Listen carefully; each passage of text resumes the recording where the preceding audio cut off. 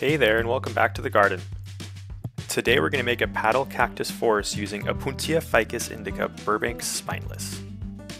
I got all the cuttings I'm using today in this video from a giant Opuntia ficus.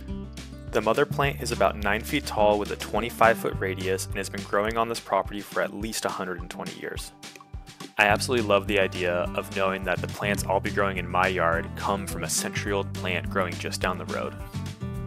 After I kind of get the whole workspace organized, I start to trim off the little buds that will eventually turn into flowers from these petals because I don't want the plant to be putting energy to these anymore. I want them to be putting energy into the root system after they're planted. I'm sure you've noticed that I'm still wearing leather gloves even though I mentioned this is a spineless cactus.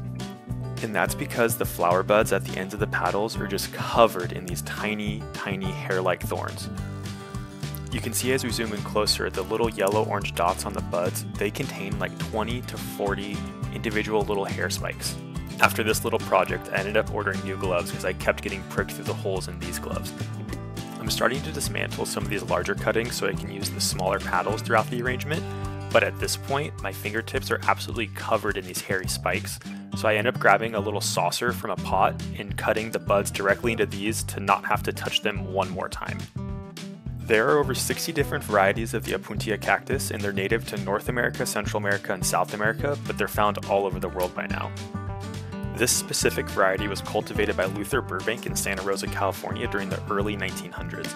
It's actually a mix between the Mexican prickly pear, Opuntia tuna, and the Indian fig, Opuntia ficus-indica. His whole reason for doing this was to use it as a cattle feed, but it turned out they needed a lot more irrigation than expected. They didn't grow that fast, and the cows actually didn't really even like them that much. The Opuntia ficus-indica Burbank Spineless is still found all over California and the American Southwest.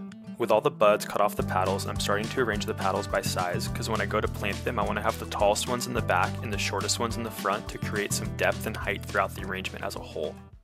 I did leave some buds on because I kind of want them to flower right away. The soil I'm using for this is my own interpretation of a cactus mix. It contains about 50% potting mix and 50% raised bed mix with some pumice stone thrown in. I prefer to use pumice stone over perlite because pumice stone has a much better tendency to stay within the soil, where perlite over time will kind of float to the surface as you water it.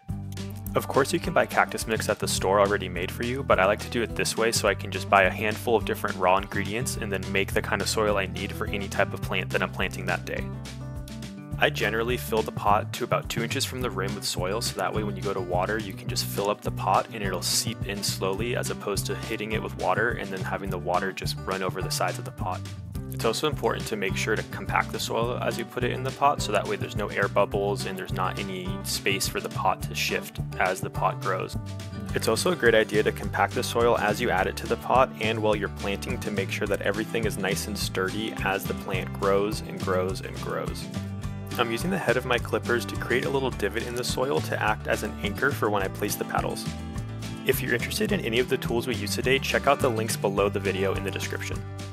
I've also found that using the clippers to compact the soil and readjust the plants as you're planting these small arrangements works much better than using your hands. Since we only ended up using about 11 of the petals, I'll take the rest of them to my local library where they have a succulent cutting swap table. With all the petals placed, the last thing left to do is clean up and admire the creation we've done today. Thank you so much for helping me plant this cactus forest today. As we all know, the yard work never ends, so please subscribe to follow me along this gardening journey.